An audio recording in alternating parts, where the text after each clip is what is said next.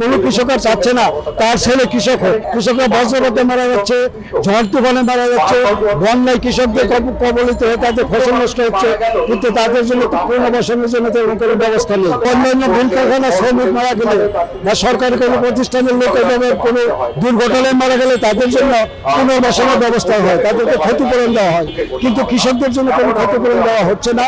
মূলত দাবি হলো কৃষকরা বজ্রপাতে মারা যাচ্ছে, একদিনে মারা গেছে 17 জন, কিন্তু অন্যান্য ভুল কারখানা শ্রমিক মারা গেলে বা সরকারি কোনো প্রতিষ্ঠানের লোক এভাবে কোনো দুর্ঘটনায় মারা গেলে তাদের জন্য পুনর্বাসনের ব্যবস্থা হয়, তাদেরকে ক্ষতিপূরণ দেওয়া হয়, কিন্তু কৃষকদের জন্য কোনো ক্ষতিপূরণ দেওয়া হচ্ছে না।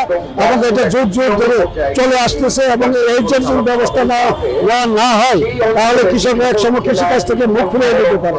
যেমন কৃষকরা কোনো কৃষক আর চাচ্ছে না তার ছেলে কৃষক হোক, তারা চাচ্ছে যে এই পেশা থেকে সরে যেতে। এই জন্য কৃষকদেরকে যদি উৎসাহিত করা না হয়, এই সকল কাজে সুযোগ সুবিধা দেওয়া না হয়, তাহলে কৃষকরা সময় কৃষিকাজ থেকে মুখ ফিরিয়ে নেবে। এবং কৃষি হচ্ছে বাংলাদেশের অর্থনীতির মেরুদণ্ড এবং বাংলাদেশের চালিকা শক্তি। বাংলাদেশের যে উৎপাদন আয়ের সিংহভাগ আসে কৃষিকাজ থেকে। এই জন্য কৃষকদের পুনর্বাসনের জন্য আমরা দাবি নিয়ে আজকে এই মানববন্ধন করতেছি।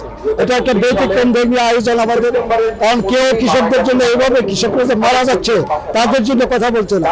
কৃষকরা বজ্রপাতে মারা যাচ্ছে, ঝড় তুফানে মারা যাচ্ছে, বন্যায় কৃষকদের কবলিত হয়ে তাদের ফসল নষ্ট হচ্ছে, কিন্তু তাদের জন্য পুনর্বাসনের জন্য তেমন কোনো ব্যবস্থা নেই।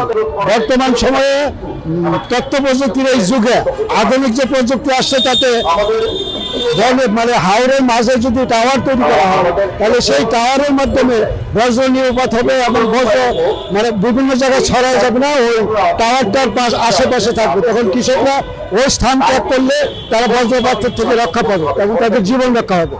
এই জন্য আমরা বজ্রপাত বিরোধক টাওয়ার তৈরি করার জন্য সরকারের কাছে আহ্বান করতেছি। বর্ষার সময় আমরা পানিতে থইতে করে মহাসাগরের মধ্যে লাগে, এখানে এক তাল গাছ হইতে বহু সময় লাগে। একটা তাল গাছ আমরা মাটির নিচে থেকে উঠে বাড়ি আসতে কয়েক বছর চলে যায়। এই পানির নিচে যখন পড়ে থাকে দীর্ঘ সময়, তখন তাল গাছ এখানে সুবিধাজনকভাবে হবে না। তাল গাছ হয়তো উঁচু জায়গা যেখানে উঁচু এলাকায় করা যেতে পারে, কিন্তু একেবারে নিম্নাঞ্চল যারা হাওর সেখানে মাইলের পর মাইল ফাঁকা জায়গা, কোনো গাছ গাছ কিছু নেই। কৃষকরা সেখানে কাজ করে, এখান থেকে তারা যদি আশ্রয় যাইতে চায় তারপরে কয়েক মাইল দূরে যাইতে হয়। এই জন্য তাদের জন্য এখানে তারা যেন আশ্রয় নিতে পারে, আশ্রয় কেন্দ্র এবং ওই বজ্রপাত নিরোধক টাওয়ার তৈরি করলে কৃষকরা নিরাপদে কাজ করতে পারে। আমরা যে কোনো শিল্প কারখানায় যে উৎপাদন হয়, সেই উৎপাদনের যে প্রোডাক্ট, যে উৎপাদন মূল্য, এইটা ধরেন এই যে তাদের খরচ আছে, উৎপাদন খরচ, কাঁচামাল, শ্রমিক, ভাড়া, বিদ্যুৎ সবকিছু একটা করে যোগ করে তাদের গড় তৈরি করে তারপর একটা উৎপাদনের একটা পণ্যের মূল্য ঠিক করা হয়।